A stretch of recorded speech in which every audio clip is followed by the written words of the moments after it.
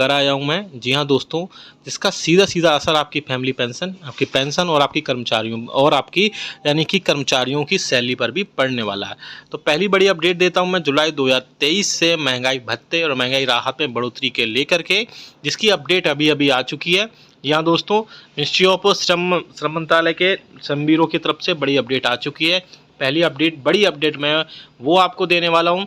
दूसरी बड़ी अपडेट है आपके पेंशन में बढ़ोतरी को लेकर के। जी हाँ दोस्तों, आपको पता है कि 80 ईयर्स में बढ़ोतरी 20% होती है। इसके अलावा भी बहुत सारी इसमें अलग अलग लेवल में बढ़ोतरी की बात की जा रही है, वो भी मैं डिटेल में इस वीडियो में बात करने वाला हूँ।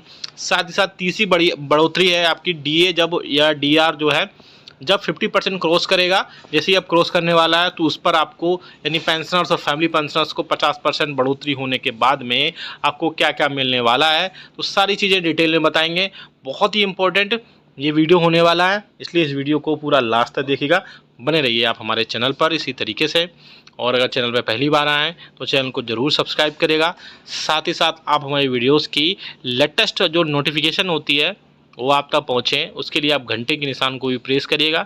बहुत सारे पेंशनर्स की कंप्लेंट रहती है कि हमारी जो न्यूज़ हैं वो अपडेट नहीं होती हैं।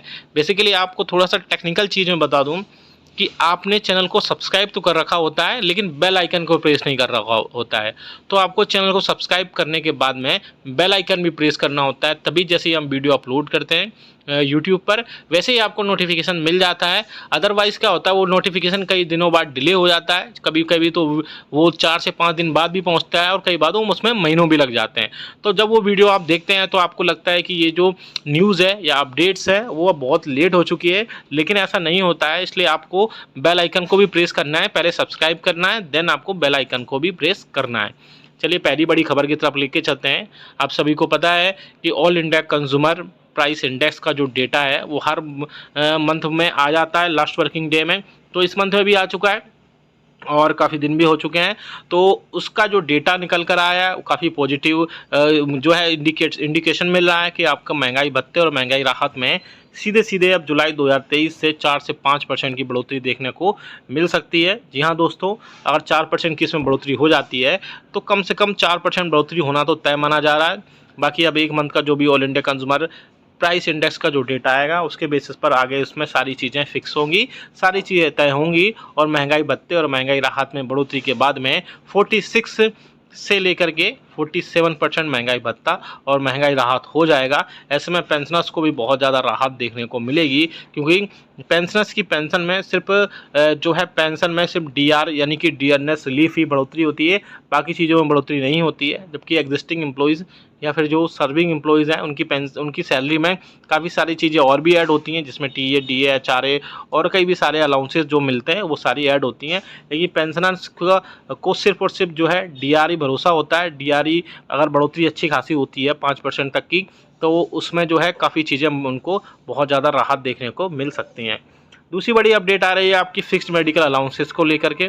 तो ऐसे पेंशनर्स और फैमिली पेंशनर्स जो कि नॉन सीजीएचएस एरियाज़ में रहते हैं, जहाँ यानी कि जहाँ पर उनके वेलनेस सेंटर्स नहीं हैं, जहाँ उनके हॉस्पिटल्स नहीं हैं या डिस्पेंसरीज नहीं हैं, वहाँ उनको 1000 रुपये तक जो है एफएमए यानी कि फिक्स्ड मेडिकल अलाउंसेस के रूप में मिलते हैं। लेकिन अब पिछले दिनों एक बड़ी मीटिंग हुई थी, जिसमें पेंशनर्स के और फैमिली पेंशनर्स के यूनियंस और फेडरेशंस ने सरकार से रिक्वेस्ट की थी कि 1000 रुपये ओपीडी मेडिसिन के लिए बहुत कम होते हैं, उससे बढ़ा करके 3000 रुपये तक किए जाएँ। इस मैटर में आपको बड़ी अपडेट देना चाहता हूं मैं।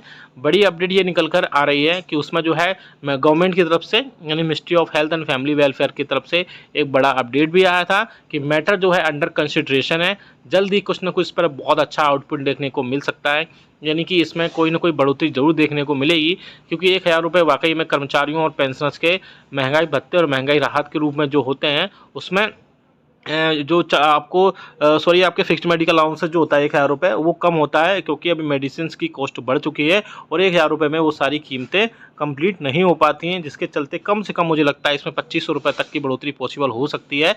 लेकिन अभी कोई भी ऑफिशियल स्टेटमेंट ऐसा नहीं जारी किया गया है, लेकिन ministry of health and family welfare की तरफ से मैटर को अंडर कंसिडरेशन दिया गया है।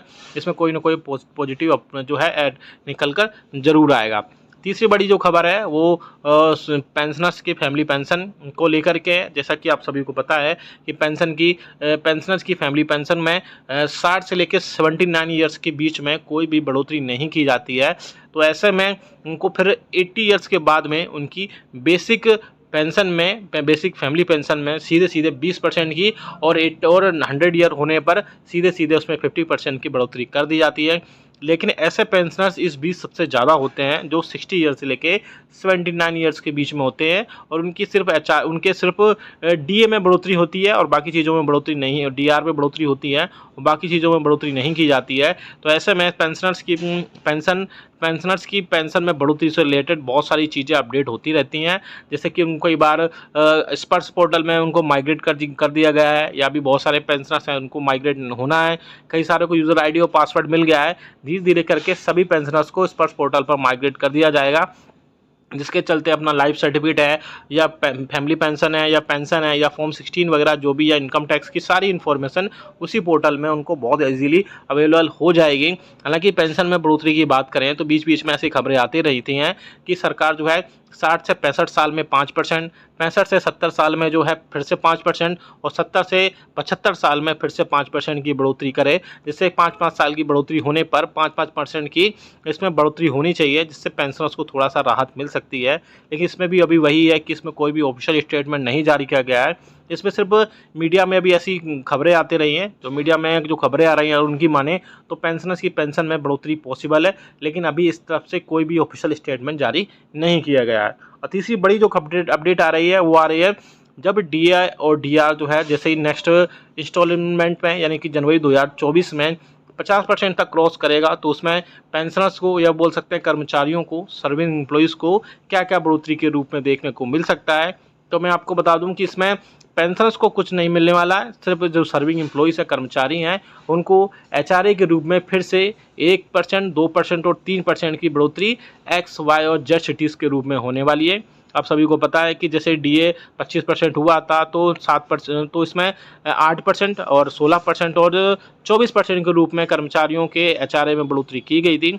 सेम वैसे ही फिर से 7th पे कमीशन के रिकमेंडेशंस के हिसाब से फिर से इसमें 50% डीए में बढ़ोतरी होने पर फिर से इसमें बढ़ोतरी होगी, जो अभी इस टाइम पे 9 और इसके बाद में 18 और 27% बढ़ोतरी हुई थी, वो फिर से 10%, 20% और सबसे ज़्यादा जो बढ़ोतरी होगी वो एक्स सिटीज़ के कर्मचारियों के लिए होगी। उसमें 27 से लेकर के सीधे सीधे फिर से उसमें बढ़ोतरी होगी, और 3% बढ़ोतरी होने के बाद में उनको फिर से 30% तक एचआरए मिलेगा। लेकिन पेंशनर्स के इसमें कुछ भी बढ़ोतरी नहीं की जाएगी। तो ये वीडियो बहुत इंपॉर्टेंट था, अच्छा लगा तो लाइक करिएगा, शेयर सभी के साथ करिएगा, साथ ही साथ कमेंट करके बताइएगा कि आपकी बेसिक